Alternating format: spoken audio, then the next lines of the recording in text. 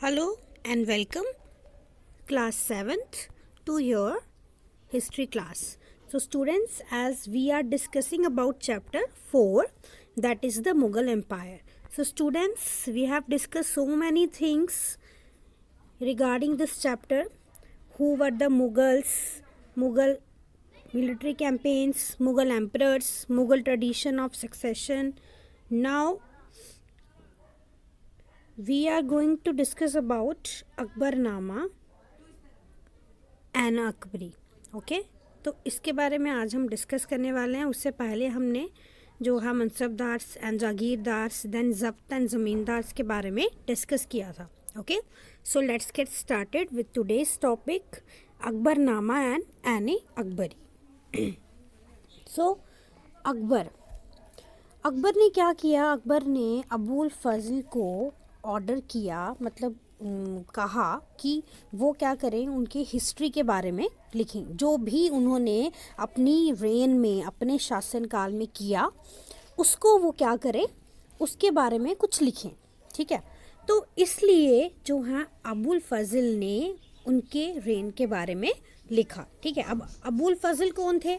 एक अबुल फजल जो है वो अकबर का फ्रेंड भी था। ठीक है, और अकबर के 9 रत्नों में से एक थे।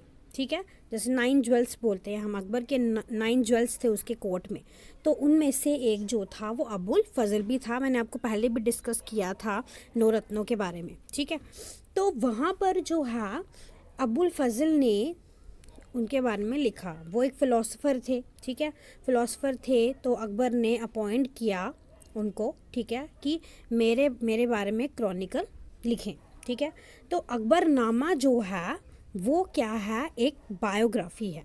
ठीक है, अब ऑटोबायोग्राफी हम नहीं बोल सकते क्योंकि अकबर ने खुद नहीं लिखी थी। ठीक है, तो हम बायोग्राफी बोलेंगे क्योंकि अब अकबर जो है वो पढ़ा लिखा नहीं था। ठीक है, तो उसके जो है बिहाफ पर जो है अबुल फजल ने उसके सारी एडमिनिस्ट्रेशन के बारे में, उसकी रेंज के बारे में सब कुछ जो है अबुल फजल ने लिखा।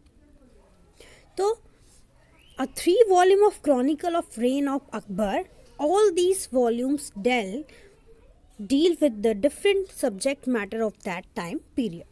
तो अब क्या हुआ कि अकबरनामा जो है अबुल फजल ने लिखा, लेकिन ये जो अकबरनामा था, जिसको अकबरनामा उसने नाम दिया था, वो जो है 3 वॉल्यूम्स में था। 3 वॉल्यूम्स मीन्स 3 पार्ट्स में। ठीक है, जैसे कि अब आपकी बुक है हिस्ट्री की, तो वो 3 पार्ट्स में डिवाइडेड है, हिस्ट्री, सिविक्स, जोग्राफ़ी। ठीक है, तो हिस्ट्री में आप हिस्ट्री के बारे में पढ़ते हो, जोग्राफ़ी में जोग्राफ़ी के बारे में, और सिविक्स में सिविक्स के बारे में। तो अलग अलग सिलेबस जो है वो फ्रेम किया गया, आप वैसे उसको पढ़ते हो। ठीक है, तो अलग अलग जो है जानकारी आपको हर तीनों सब्जेक्ट से मिलती है। ठीक है, तो वैसे ही अकबरनामा की भी 3 वॉल्यूम्स थी, यानी कि 3 पार्ट्स थे। ठीक है, तो अब ये जो है ये किसने लिखी है? अबुल फजल ने। तो अबुल फजल को बाद में अबुल फजल की असैसिनेशन हो गई थी, इसको मरवा दिया गया था। किसके कारण? जहांगीर ने अबुल फजल को मरवा दिया था जब वो डेक्कन से लौट रहे थे। ठीक है, वीर सिंह बुंदेला के हाथों जो है उसको मरवा दिया था। ठीक है, तो ये बहुत सारी प्रॉब्लम्स जो हैं मुग़ल एम्पायर में रही कि जो एक अगर बाप जो है वो लाइक करता था किसी को, ठीक है, जैसे कि अबुल फजल जो थे उसके अच्छे फ्रेंड्स थे, लेकिन जहांगीर उसको लाइक नहीं करता था। ठीक है, तो इस तरह की जो है प्रॉब्लम्स जो हैं हमेशा चली रही मुग़ल एम्पायर में। ठीक है, तो अभी बात करते हैं अकबरनामा की, जिसकी क्या है 3 वॉल्यूम्स हैं। ठीक है, तो 3 वॉल्यूम्स में से फर्स्ट वॉल्यूम जो है अकबरनामा की वो क्या है? Dealt with Akbar's ancestor and childhood. ठीक है, तो उसमें अकबर के एंसेस्टर्स के बारे में लिखा गया। ठीक है, कौन कौन से उसके एंसेस्टर्स थे, उसके जो हाँ पूर्वज थे उनके बारे में, जैसा कि बाबर से स्टार्ट हुई, ठीक है, कहानी हुमायूं तक गई। ठीक है, तो वो जो है उसके बारे में लिखा गया, और उसके चाइल्डहुड के बारे में लिखा गया कि उसका बचपन कैसा था। ठीक है, then second volume of Akbarnama. तो अकबरनामा की सेकेंड वॉल्यूम में क्या लिखा गया?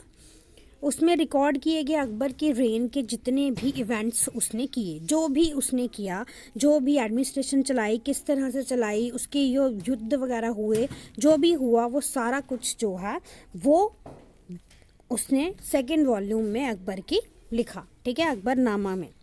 देन जैसे कि एग्जाम्पल ले लीजिए आप बैटल ऑफ पानीपत। तो बैटल ऑफ पानीपत जो है वो एक अच्छी एग्जाम्पल है, एक इवेंट है जो अकबर के टाइम में हुई। अकबर ने बैटल ऑफ पानीपत जो है लड़ी थी, ठीक है। Then third volume of Akbarnama जो है उसका नाम क्या दिया है, ऐन अकबरी, ठीक है। तो थर्ड वॉल्यूम ऑफ अकबरनामा जो है वो ऐन अकबरी है, आपने ये याद रखना है, ठीक है।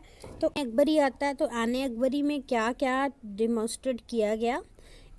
पहले तो ऐन अकबरी जो है ये पहले तो उर्दू में लिखी गई थी, ठीक है।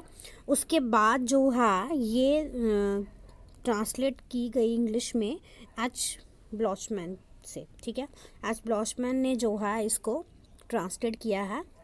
It deals with Akbar's administration, house hold. एक तो अकबर की एडमिनिस्ट्रेशन कैसी थी, वो किस तरह से एडमिनिस्ट्रेशन चलाता था, उसके क्या आइडियल्स थे, क्या आइडियाज़ थे, और हाउस होल्ड के बारे में दिखाया गया कि उसके घर में मतलब उसकी जो है पर्सनल लाइफ कैसी थी, ठीक है। आर्मी के बारे में बताया गया कि कितनी आर्मी थी, किस तरह की आर्मी थी, या फिर सैनिक कितने थे, किस तरह की वो जो है उनको क्या मिलती थी, सुख सुविधाएं मिलती थी। और रेवेन्यू जो है आपने अभी तक पढ़ा कि रेवेन्यू कहाँ से कलेक्ट किया जाता था, ज़मींदार होते थे या फिर जागीरदार अपॉइंट किए जाते थे, ठीक है। तो ये सब जो है ये भी जो है रेवेन्यू में ही आता है, ठीक है।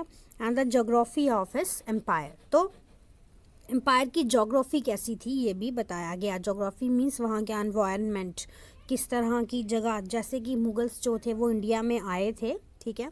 तो इंडिया में मुगल्स जब आए तो इंडिया में उनको इंडिया को और एक्सप्लोर भी करना था, इसलिए वो चाहते थे कि वो जो हैं इंडिया के कल्चर के बारे में, उसकी ज्योग्राफी के बारे में और जाने, इसलिए अकबर के अकबरनामा में ये सब लिखा गया है। आपने याद रखना है कि अकबरनामा की जो थर्ड वॉल्यूम है उसको ऐन अकबरी का नाम दिया गया है, ठीक है। It also provides such details about the traditions and culture of people living in India. तो यहाँ पर जैसे कि बहुत सारे मुग़ल एम्परर्स जो थे वो इंडियन कल्चर में ढल चुके थे, मिल गए थे, ठीक है। उनको इंडियन कल्चर अच्छा लगता था, इसलिए तो वो बहुत देर तक यहाँ पे इंडिया में रहे। तो इसलिए उन्होंने ये वहाँ पर ऐन अकबरी में बहुत ही रिच डिटेल्स जो हैं इंडिया के बारे में भी दिखाई गई, पहचाने गई। अब वो जो अकबरनामा है हमें उससे जो है बहुत सारा हिस्ट्री के बारे में, मुगल्स के बारे में पता चलता है, उनके एंसेस्टर्स के बारे में पता चलता है।